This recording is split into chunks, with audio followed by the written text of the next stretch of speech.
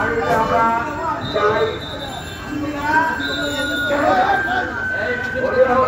বাড়িতে যাই মানুষ জিয়ারত করতে, মনের মধ্যে পোড়া করতে। সেখানে যাওয়ার পর হঠাৎ দলবল নিয়ে এসে এই মাদ্রাসার ছাত্ররা মানুষদের লাঠিকে পিটিয়ে জ্বালানো অস্ত্র দিয়ে মেরে ফেলে। এর দায়ভার কে নেবে? প্রশ্ন আমি কার কাছে করবো? আমি একজন মুক্তিযোদ্ধা সন্তান, আমার বাবা মুক্তিযোদ্ধা। আমার প্রশ্ন যে স্বাধীন দেশে এই অসহায় একটা পাগলকে পিটিয়ে ধারালো অস্ত্র দিয়ে মেরে ফেলল, তারা কুবিয়ে, এই দায়ভারটা কে নেবে? এই পাগলের পরিবারটা জবাবটা কি নেবে? আপনারাই বলেন।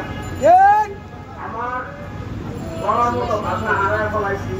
আপনারা বাজার ভাঙছেন, কতটুকু ভাঙবেন? রোজিয়ার বাজার ভাঙবেন, আবার উঠবে। ভাঙবেন, কয়টা ভাঙবেন? একটা, দুইটা, 100, 200, 100, 200 না, আরো সুন্দর করে এগুলো উঠবে। যেগুলো মাজার না, যারা মদ গাঁজা খায় তাদেরটা ভাঙে। ওলিয়া তারা কাছে যেতে পারবেন না, আসেন না, আসেন গোলাপ শাহ, আসেন শাহরে। কয় লাখ মানুষ দিয়ে আসবেন? 1,50,00,000 মানুষ ঘিরাও করে আপনাদের আগুন দিয়ে পুড়িয়ে মারবে।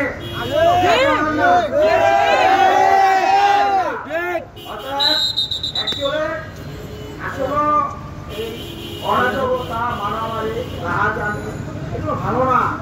এগুলো আমাদের একটা দেশ, সুন্দর দেশ, আশেপাশে আরো দেশ আছে, হ্যাঁ, আমাদের স্বাধীন দেশ। এই দেশে এরকম আশেপাশের মানুষ কিন্তু সুযোগ নেবে। হ্যাঁ, তারাও চাবে যে আমাদের দেশে একটা হট্টগোল লাগানোর জন্য। আপনারা বুঝার ব্যবস্থা আপনারা বুঝেন, জ্ঞানে আনেন। আজকে যদি আপনারা এইভাবে অরাজকতা সৃষ্টি করেন, বাইরের দেশের মানুষ সুযোগ পেয়ে যাবে, আপনারা সুযোগ দিবেন না। আর ইসলাম কাকে বলে? ইসলাম মানে শান্তি। আমরা শান্তি ধর্ম পালন করি। আর শান্তি, এই মাদ্রাসার নামটা আসলো হরিপুর কওমি মাদ্রাসা সিলেট। ওনারা যে পাগলগুলো মেরে ফেলছে, কুমায়া পিটায়া, এটা এই মাদ্রাসার শিক্ষককে, এই মাদ্রাসার রেজিস্ট্রেশন কে দিছে? এই মাদ্রাসা চালায় সন্ত্রাসবাদী,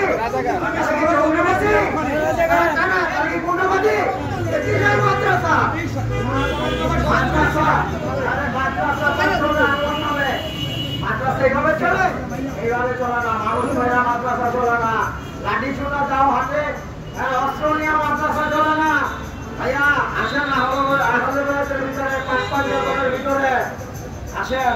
আপনারা সহানুভূতি হন, পানি হয়ে যান। পানি সব জায়গায় ঢুকতে পারবেন, ঢুকতে পারবেন না। এখন অনেক কথাই বলছি। আমাদের বাংলাদেশ আহ্বান কমিটি ঢাকা, আমরা শাহরি থেকে পায়ে হেঁটে আসছি। আজকে এই লোকসভা পালন করার জন্য আমরা যতটুকু পার্টি করছি, আপনারা আমাদের জন্য দোয়া করবেন, আপনাদের জন্য আমরা দোয়া করি। হ্যাঁ।